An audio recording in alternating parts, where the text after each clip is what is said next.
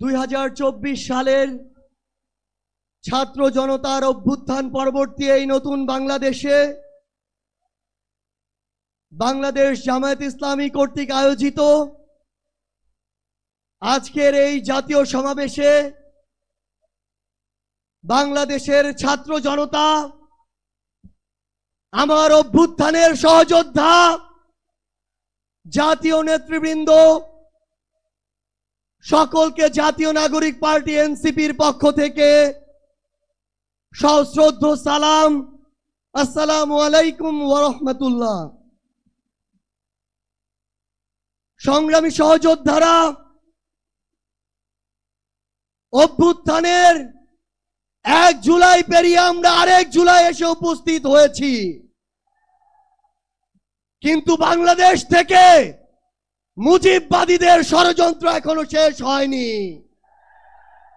গোপালগঞ্জে এখনো মুজিববাদীদের আস্তানা ঘেরে রয়েছে।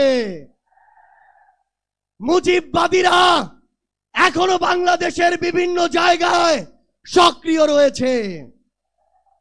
এই মুজিববাদ একটি আদর্শ, শুধু আইনিভাবে এই মুজিববাদের মোকাবেলা করা যাবে না। আমাদেরকে অর্থনৈতিকভাবে, রাজনৈতিকভাবে, সাংস্কৃতিকভাবে এই মুজিববাদের কোমর ভেঙে দিতে হবে। আমাদের মধ্যে রাজনৈতিক মতপার্থক্য থাকতে পারে, কিন্তু এই মুজিববাদের প্রশ্নে, এই স্বৈরাচারের প্রশ্নে অভ্যুত্থানের সকল শক্তিকে ঐক্যবদ্ধ থাকতে হবে।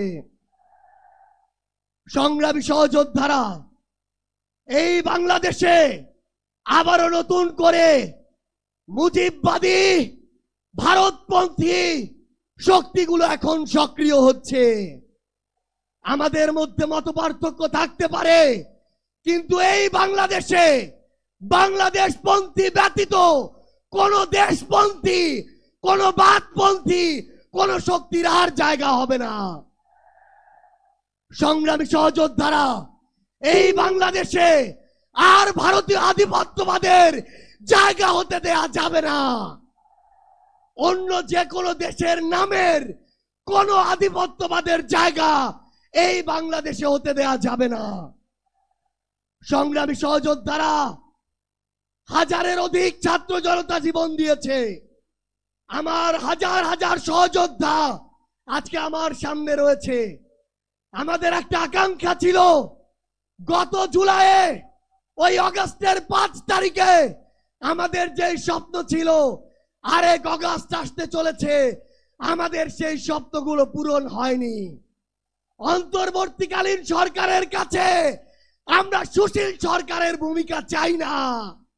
আমরা তাদেরকে অভ্যুত্থান পরবর্তী সরকারের ভূমিকায় দেখতে চাই। আমরা স্পষ্ট করে বলতে চাই, অভ্যুত্থান পরবর্তী বাংলাদেশে আমাদের বিচার লাগবে। এই বাংলাদেশে খুনি হাসিনার বিচার হতেই হবে। খুনি হাসিনার বিচারের রায় হতেই হবে। খুনি হাসিনার বিচারের রায়ের কার্যকর আমরা দেখতে চাই। আমরা স্পষ্ট করে বলতে চাই, এই বাংলাদেশে বিচার বিভাগকে কোন দলের বিচার বিভাগ হিসেবে আমরা দেখতে চাই না। আইন শৃঙ্খলা রক্ষাকারী বাহিনীকে ক্ষমতার তোষামত করা বাহিনী হিসাবে আমরা দেখতে চাই না। আমরা স্পষ্ট করে আপনাদেরকে বলি, 72-এর মুজিববাদী সংবিধানকে এক পাশে রেখে কোনদিন এই বাংলাদেশপন্থী বাংলাদেশ সম্ভব নয়। আমাদের নতুন সংবিধান লাগবে, আমাদের গণপরিষদ নির্বাচন লাগবে, আমাদের নারীদের অধিকার আমাদের নিশ্চিত করতে হবে, আমাদের সংখ্যালঘু ভাই বোনদের অধিকার আমাদের নিশ্চিত করতে হবে। আমরা 1947 সালের উপনিবেশ বিরোধী যে আকাঙ্ক্ষা, 71-এর স্বাধীনতার যে আকাঙ্ক্ষা, 24-এর মুক্তির যে আকাঙ্ক্ষা, সেই আকাঙ্ক্ষাকে ধারণ করে ঐক্যবদ্ধভাবে আমাদের আগামীর বাংলাদেশ গড়তে হবে। আমরা স্পষ্ট করে সর্বশেষ একটি কথা বলে যাই, ফ্যাসিস্ট বিরোধী 24-এর শক্তি আমাদের ঐক্যবদ্ধ থাকতে হবে। তবে ঐক্যবদ্ধ মানে এই নয় যে আমরা কারো অন্ধভাবে দালালি করব। কেউ যদি চাঁদাবাজি করে আমরা সেটা মুখের উপরে বলবো, কেউ যদি সিন্ডিকেট চালায় আমরা সেটাও বলবো, কেউ যদি দখলদারিত্ব করে আমরা সেটাও বলবো।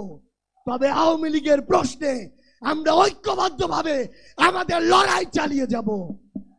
সংগ্রামী সহযোদ্ধারা, রাজনীতিতে প্রতিদ্বন্দ্বিতা থাকবে, প্রতিযোগিতা থাকবে, কিন্তু রাজনীতির যে সৌন্দর্য, এই সৌন্দর্য যেন আমরা ধারণ করি, তাহলেই আগামীর বাংলাদেশ সামনের দিকে এগিয়ে যাবে। রাজনৈতিক প্রতিদ্বন্দ্বিতা যেন ব্যক্তি আক্রমণে কোনোদিন রূপ না নেয়। ইনশাআল্লাহ ফ্যাসিস্ট বিরোধী 24 শক্তি ঐক্যবদ্ধভাবে আমরা আগামীর বাংলাদেশ গড়ে তুলব। আপনাদের সাথে আমাদের আবারও দেখা হবে লড়াইয়ের রাজপথে অথবা বিজয়ে। ইনকিলাব জিন্দাবাদ।